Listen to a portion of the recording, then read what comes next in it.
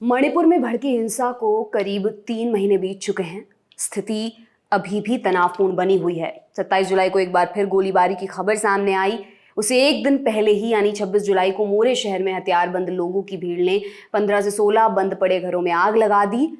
मणिपुर हिंसा में अभी तक 150 से ज्यादा लोग मारे जा चुके हैं। 50,000 से ज्यादा लोगों को अपना घर छोड़ने पर मजबूर होना पड़ा है। हाल ही में एक वीडियो भी वायरल हुआ था जिसमें 2 कुकी महिलाओं को निर्वस्त्र कर परेड कराई गई। ये घटना 3 मई की बताई गई जब पहल हिंसा भड़की थी। इसके बाद डिबेट्स और डिस्कशंस का दौर शुरू हुआ। सोशल मीडिया से लेकर संसद तक प्रधानमंत्री मोदी का भी बयान सामने आया। मणिपुर के सीएम बीरेन्द्र सिंह ने आरोपियों को कड़ी से कड़ी सजा देने की बात भी कही। हिंसा के दौरान महिलाओं के साथ हुए अत्याचारों की सच्चाई जानने के लिए दी लल्लन टॉप की टीम मणिपुर पहुंची। हमने कुकी महिलाओं से भी बात की, हम मैतेई महिलाओं से भी मिले और जो कुछ हमने सुना, जो कुछ हमने देखा वो डरा देने वाला था। इन रिपोर्ट्स के लिंक आपको डिस्क्रिप्शन में मिल जाएंगे ताकि आप और बेहतर तरीके से जान पाएं, ये समझ पाएं कि मणिपुर की महिलाएं इस वक्त किस हालत में हैं और उन्हें सुना जाना क्यों जरूरी है।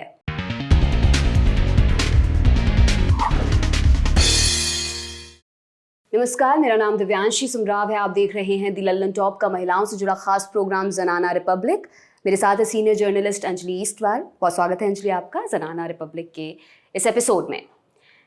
अंजलि, मैं अभी मणिपुर से होकर आई हूँ। हम ग्राउंड कवरेज पर वहाँ पर थे और एक चीज़ जो सबसे ज़्यादा देखने को मिली, जो सबसे ज़्यादा सुनने को मिली और हम सोच भी रहे हैं उस तरीके से कि 3 महीने हो गए हैं करीब इस हिंसा को शुरू हुए और 150 से ज़्यादा लोग इसमें मारे जा चुके हैं। इतने हज़ार लोग डिस्प्लेस हो चुके, पूरी फैमिली, चिल्ड्रन। हम इतना ह्यूमन राइट वायलेशन हो चुका है कि हम सोच भी नहीं सकते किस तरह की चीज़ें वहाँ पर हैं।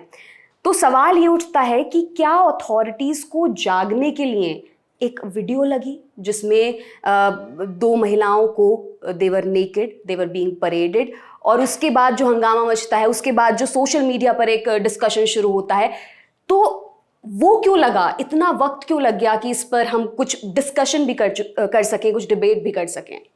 क्योंकि जब तक आपका वोट बैंक नहीं जागरूक होता है आपको कोई फर्क नहीं पड़ता है। आप ये सोचिए, आप जर्नलिस्ट हैं, हम क्या खबर ढूंढ के लाते होंगे। जो वहाँ पर काम करने वाला तंत्र ढूंढता है, सरकारी तंत्र, उनको सब पता होता है। उनको दिल्ली तक बैठे बैठे पता है कि कहाँ आज आगजनी हुई है, कहाँ किसके साथ कत्लेआम हुआ है, कहाँ किसके साथ बलात्कार हुआ है, सब पता होता है। लेकिन दिक्कत ये होती है कि जब तक वो बात दबाई जा सकती है उसको दबाया जाता है, क्योंकि वो वही राजनीति है। राजनीति में आप अपनी गलतियों को नहीं मानते हैं, जिसे जो ठीक है आप कर रहे हैं, लेकिन कब तक? एक पॉइंट आएगा जिसके बाद आपको ये मानना होगा अब चीजें हाथ से बाहर जा चुकी हैं, काबू से बाहर जा चुकी हैं। आपको ये मान करके एक्शन लेना होगा। अगर आप एक्शन लेंगे तो एक्शन जो होता है वो क्लियरली नजर आता है, वो फाइलों पे जाता है, उसकी सरकारी सब कुछ खबर होती है, तो कहीं ना कहीं से लीक हो जाता है। जब एक्शन की खबर आती है, जैसे अगर आपको याद होगा जब 370 हटाया गया था, उससे पहले ये खबर पहले निकल गई थी कि वहां पे बिल्डअप शुरू हो गया है सेंट्रल फोर्सेस का। तो सब कह रहे थे क्यों हो रहा है, कुछ होने वाला है बड़ा। तो ये जो बात है ना, तो एक्शन जब होता है तो सबको खबर बाहर आ जाती है। तो आप खबर को दबा के कैसे रखेंगे 3 महीने तक? आपने एक्शन ही नहीं लिया। तो सोए हुए नहीं थे, ये जागृत नींद थी। आप जागे हुए थे, लेकिन आप जानबूझ के आंख बंद करके बैठे थे। और इसमें जो पिसना हुआ वो महिलाओं का हुआ। कहीं ना कहीं अगर हम देख रहे हैं, हमने बहुत सारी महिलाओं से जाकर वहाँ पर बात की, चाहे वो कुकी समुदाय से आती हों, चाहे वो मैतेई समुदाय से आती हों। और चूंकि मणिपुर में एक हिस्ट्री रही है, जब भी women are on the front, they are leading.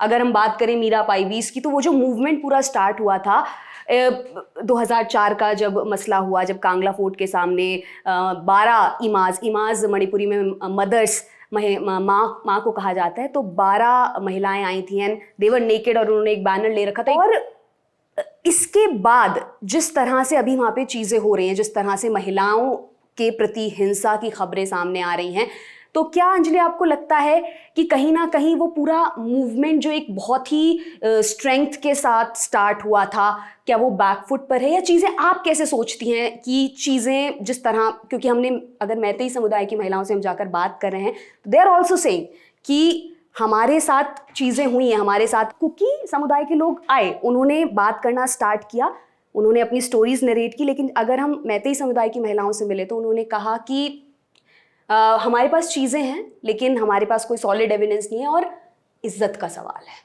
क्या कहेंगे आप? मैं यहाँ आपसे एक सवाल पूछना चाहती हूँ क्योंकि आप वहाँ से होकर आई हैं, तो आपको फीलिंग क्या आई कि वो जो हम उस दिन भी बात कर रहे थे कि जो मणिपुरी औरतें हैं आप उनको कमज़ोर न समझिए, हम बात कर रहे थे, तो आप जब इनसे मिली, जो एक उनका सामाजिक ढांचा है उसमें उसने कहीं ना कहीं उन्होंने जगह बनाई हुई है, खास तौर पे मैती महिलाओं ने, तो आपको क्या फीलिंग आई कि इतनी स्ट्रांग हैं या ये खबरें ही बनी हुई हैं, क्या आपको लगा? आप जब गुजरते हैं, मैं बहुत ही एक ह्यूमन पर्सपेक्टिव से बताती हूँ, आप जर्नलिस्ट होना छोड़ दीजिए, आप बिल्कुल अगर आपको वो फील होता है, आपको वो पूरा माहौल वहाँ पर फील होता है, जब वो एक ग्रुप में आती है ना, तो आप you feel that strength and the way they talk, the way they put across Fearless, हाँ? यस, बिल्कुल द वे, और वो सारी चीजों पर बात करेंगी, वो सारी चीजों पर खुलकर बात करेंगी। तो कहीं ना कहीं आपको ये लगा कि एथनिक डिवाइड जो है वो जेंडर पर हावी हो जाता है। मैं और आप अगर कुछ फील करते हैं, एक महिला होने की वजह से एक जुड़ाव महसूस करते हैं, लेकिन अगर आप दूसरी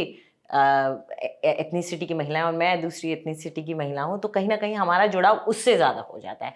ये अब जैसे हमने वहां पर जाके कई मैतेई संगठन बाहर आए और उन्होंने कहा कि ये जो पूरा इंसिडेंट कुकी महिलाओं के साथ हुआ है, इसको कंडेम किया, इसकी निंदा की कि ये नहीं होना चाहिए था, सब कुछ उस तरह।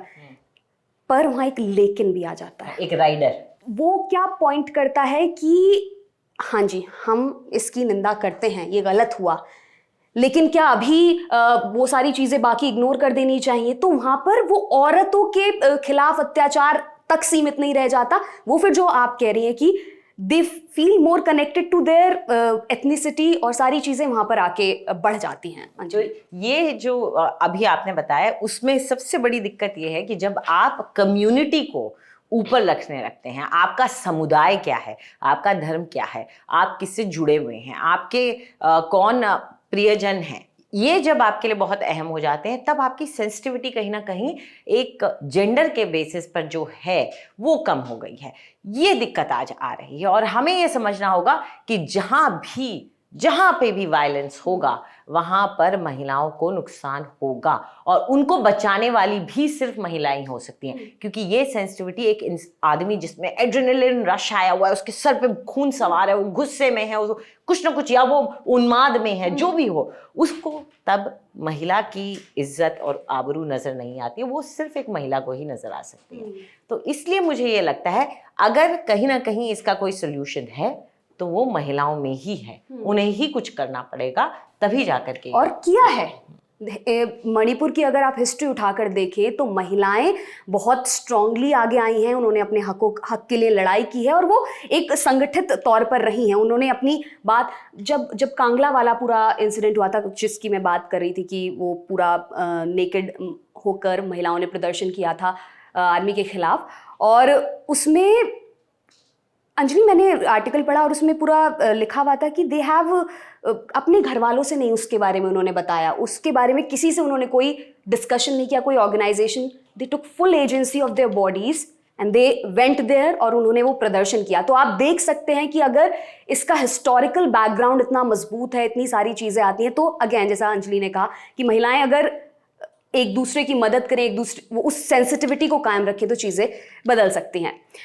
अंजलि, एक और चीज़ अभी इसी दरमियान आई, स्मृति ईरानी जो महिला एवं बाल विकास मंत्री हैं, कैबिनेट मंत्री हैं, उनका एक वीडियो बड़ा वायरल हुआ था संसद का, और वो बयान दे रही थी कि नॉन बीजेपी राज्यों में कांग्रेस ने क्या, क्योंकि कांग्रेस पूरा अपोजिशन, अभी नो कॉन्फिडेंस मोशन भी पास हुआ है, तो चीज़ें यहाँ पर भी मूवमेंट हो रहा है।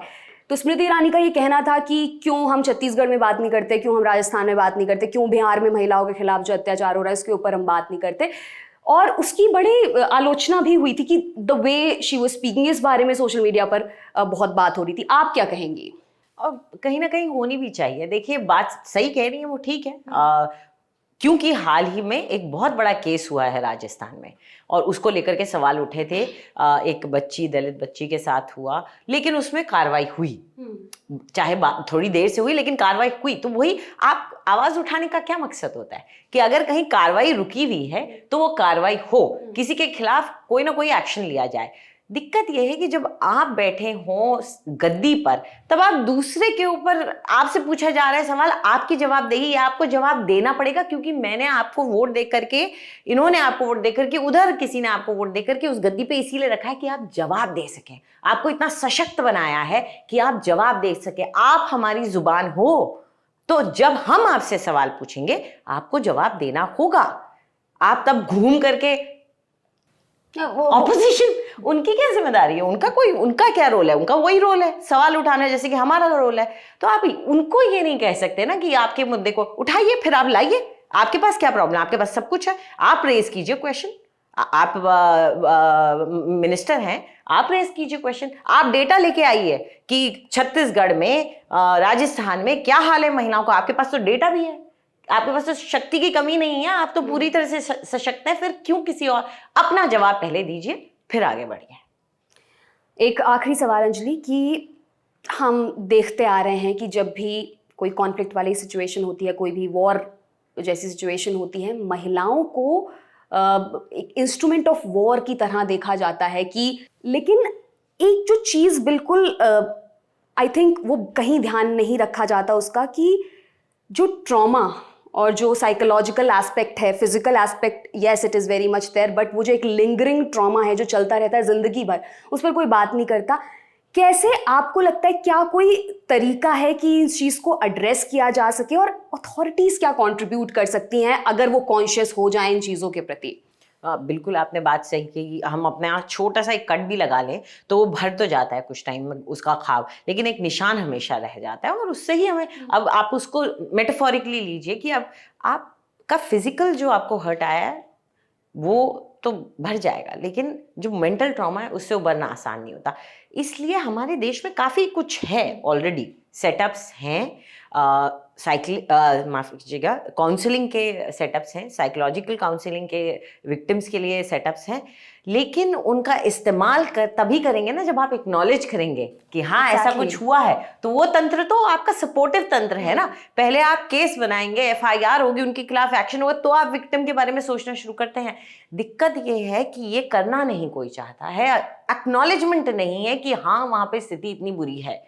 ये एक्नॉलेजमेंट सरकार की तरफ से आता लगता ही नहीं है, ना राज्य सरकार की तरफ से। राज्य सरकार तो ऐसे लग रहा है, मुख्यमंत्री तो मुझे माफ कीजिएगा, मुझे तो आज तक समझ में नहीं आ रहा कि अब तक उनकी कुर्सी हिली क्यों नहीं है। तो ये एक्नॉलेजमेंट जब तक नहीं आएगा तब तक कुछ नहीं हो सकता। तब हम विक्टिम्स के बारे में सोचेंगे कि ये हीलिंग प्रोसेस होता है, फर्स्ट इमीडिएट एक्शन होता है, फिर हीलिंग प्रोसेस आता है। एग्जैक्टली अगर एक्नॉलेजमेंट नहीं होगा तो एक्सेप्टेंस नहीं होगा, वो चीज़ें हुई भी हैं तो फिर सपोर्ट सिस्टम का क्या और हीलिंग का क्या। बहुत बहुत शुक्रिया अंजलि कि आपने इन तमाम मुद्दों पर, इन तमाम विषयों पर अपनी राय रखी। हम यही उम्मीद करते हैं कि मणिपुर में स्थिति सुधरे, जो अथॉरिटीज़ हैं, जो राज्य सरकार है, केंद्र सरकार है, ध्यान दे, क्योंकि चीज़ें तनावपूर्ण स्थिति अभी भी बनी हुई हैं, चीज़ें बद से बदतर हो सकती हैं। इससे पहले उसे संभाला जाए और चीज़ों को बेहतर करने की दिशा में काम किया जाए। अगले हफ्ते हम फिर आपसे मुलाकात करेंगे, तब तक के लिए बहुत बहुत शुक्रिया अंजलि।